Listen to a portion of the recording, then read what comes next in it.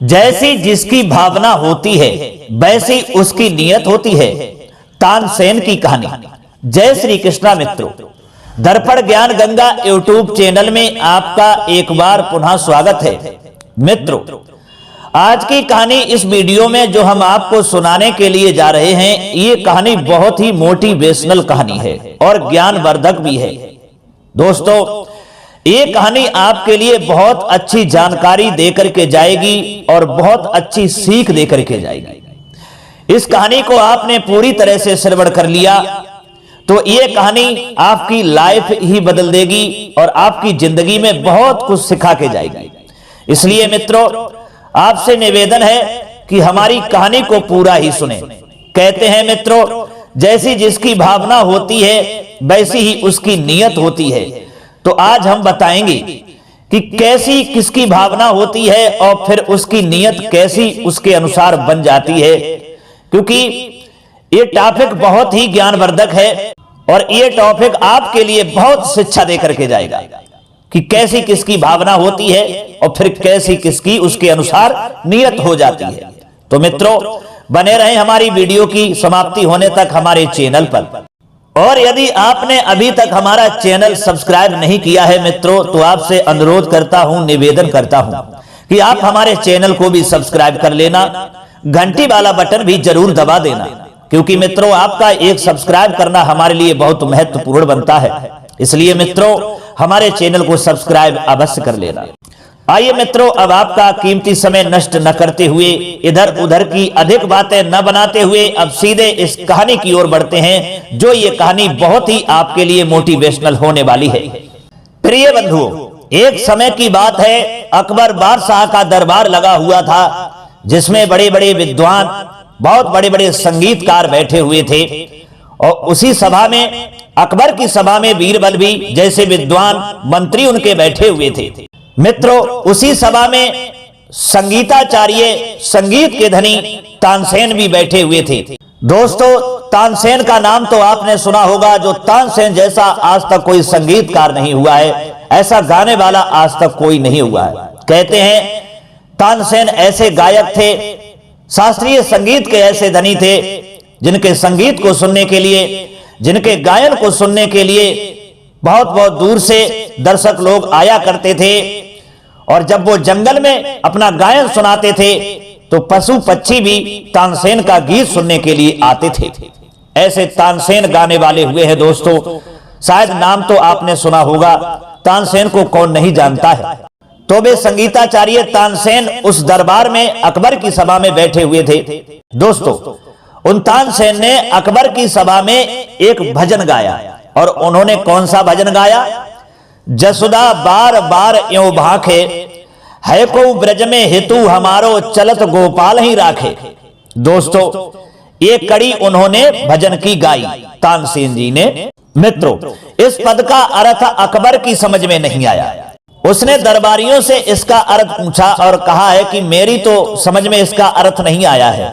हमारे दरबार में सभासद लोग जो बैठे हैं, बड़े बड़े विद्वान बैठे हैं, बड़े बड़े कवि बैठे हैं, ये अर्थ मैं नहीं समझ पाया हूं इस लाइन का कि तानसेन ने ये कैसा भजन गाया है, ये कैसी लाइन गाई है, मेरी तो ये अर्थ समझ में नहीं आ रहा है, जरा मुझे बताने का कष्ट करें। दोस्तों, तब उस सभा में बैठे हुए तानसेन ने कहा है अकबर से, महाराज, मैं आपके लिए इस लाइन का अर्थ समझा रहा हूं। वे कहने लगे, इस लाइन का अर्थ है, इसुदा बार बार एव भांके।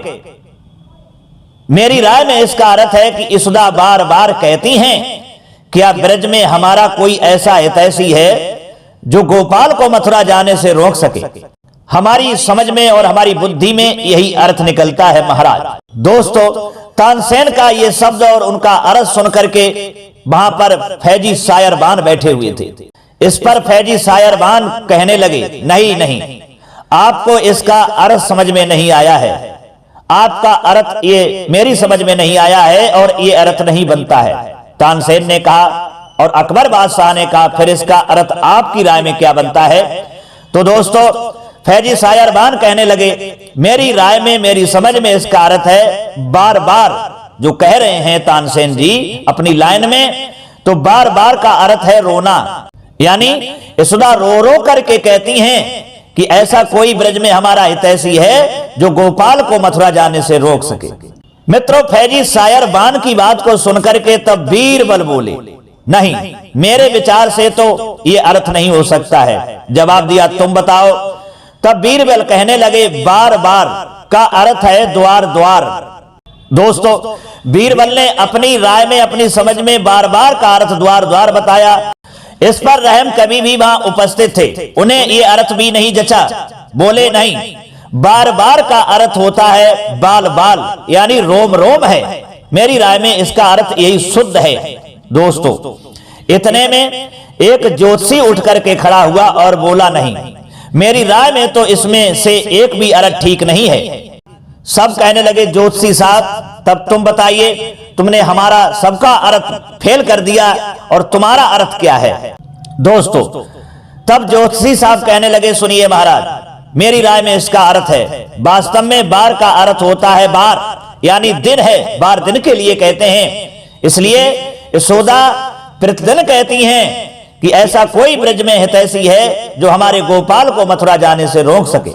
इसका अर्थ शुद्ध यही होता है जो ये ज्योतिषी ने उठ करके सबके लिए बताया।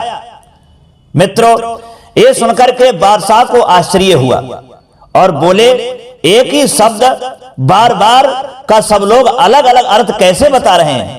मेरी तो कुछ समझ में नहीं आ रहा है। आप कहना क्या चाहते हैं? इसका शुद्ध अर्थ क्या है? मैं शुद्ध अर्थ जानना चाहता हूं, लेकिन आप लोग एक ही शब्द का अपनी अपनी राय में इसका अर्थ अलग अलग क्यों लगा रहे हैं?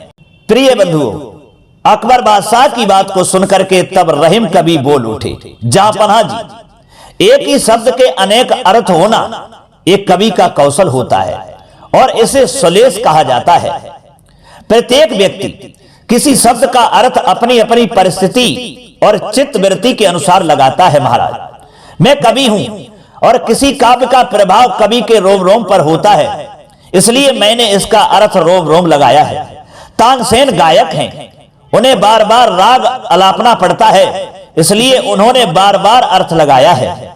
जहांपनाह जी फैजी शायरवान हैं और उन्हें करुण शायरी सुनकर के आंसू बहाने का अभ्यास है, अतः इसलिए उन्होंने इसका अर्थ रोना लगाया है। इसलिए उनका अर्थ उनके लिए यह स्वाभाविक है। और महाराज, बीरबल ठहरे ब्राह्मण, ब्राह्मण को घर घर घूमना पड़ता है, इसलिए उन्होंने द्वार द्वार अर्थ लगाया है, क्योंकि वो घर घर द्वार द्वार पर जाते हैं। इसलिए अपनी राय में उन्होंने द्वार द्वार अर्थ लगाया है। रहे ज्योतिषी तो वेद दिन तिथि नक्षत्रों आदि का ही विचार करते हैं और इसलिए उन्होंने इसका अर्थ दिन लगाया है। रहीम कहने लगे, महाराज, इसलिए शब्द एक ही होता है, लेकिन हर इंसान अपनी परिस्थिति के अनुसार, अपनी भावना के अनुसार, अपने समय के अनुसार, अपने रहन सहन के अनुसार, अपने माहौल के अनुसार उसका अर्थ अपनी भावना में ले जाता है, अपनी नियत में ले जाता है। जो इंसान जिस माहौल में रहता है, जिस परिस्थिति में जीता है, वह उस शब्द का अर्थ अपने माहौल में, अपनी परिस्थिति में बताता है। इसलिए शब्द एक ही होता है, लेकिन अपनी भावना के अनुसार, अपने माहौल के अनुसार हर इंसान उसका अर्थ अपने में ढाल लेता है। और कहा महाराज, इसीलिए तो कहते हैं कि जाकी रही भावना जैसी, प्रभु देखी मूरत तब तैसी, यानी जिसकी जैसी भावना हुआ करती है वैसी ही उसकी नियत होती है और वैसे ही उसके विचार होते हैं और वैसी ही उसकी दृष्टि होती है। अगर जिसकी भावना अच्छी है, भगवान के प्रति है और ईश्वर से जुड़ी हुई है, तो वो पत्थर की मूर्ति में भी भगवान के दर्शन कर लेता है। और जिसकी भावना, जिसका भाव भगवान के प्रति नहीं है, उस परमात्मा के प्रति नहीं है, तो खुद ही भगवान समक्ष आकर के उसके क्यों ना खड़े हो जाएं, लेकिन उसे भगवान में भी भगवान नजर नहीं आएंगे। इसलिए जहांपनाह जी, जैसी जिसकी भावना होती है वैसी उसकी नियत होती है, वैसे उसके विचार होते हैं। अच्छी भावनाओं में इंसान जीता है तो उसके लिए हर जगह अच्छा ही दिखाई देता है, अच्छी उसकी दृष्टि होती है। और महाराज, जो बुरी भावनाओं में जीता है, जिसके अंदर नकारात्मक भावनाएं होती हैं, तो उसके लिए हर वस्तु, हर चीज, हर इंसान उसके लिए बुरा ही दिखता है और हर जगह उसको बुराई ही नजर आती है।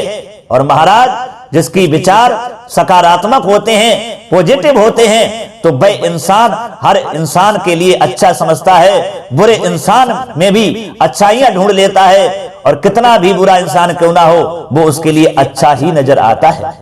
इसलिए जहांपना जी, जैसी जिसकी भावना है वैसी उसकी नीयत है।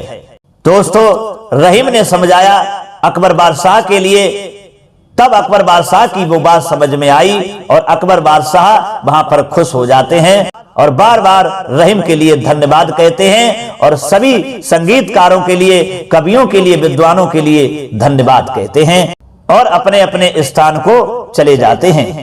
तो मित्रों, कैसी लगी ये तानसेन का भजन, तानसेन की एक लाइन, जिस एक लाइन ने आपके लिए बहुत कुछ ज्ञान दिया होगा, बहुत कुछ सीख दी होगी। अगर ये सीख अपने अंदर धारण कर ली दोस्तों, तो आपका जीवन ही सुधर जाएगा, आपके जीवन में खुशियां ही खुशियां आने लगेगी, ये हमारा वादा है।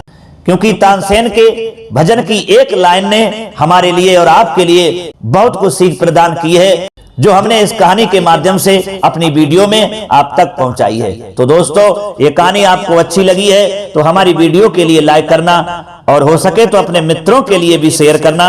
अब फिर मिलेंगे अगली वीडियो में किसी नई ज्ञान चर्चा के साथ में। तब तक के लिए सब्सक्राइबर बंधुओं एवं दर्शक भाइयों के लिए राधे राधे, जय श्री कृष्णा, ओम नमः शिवाय।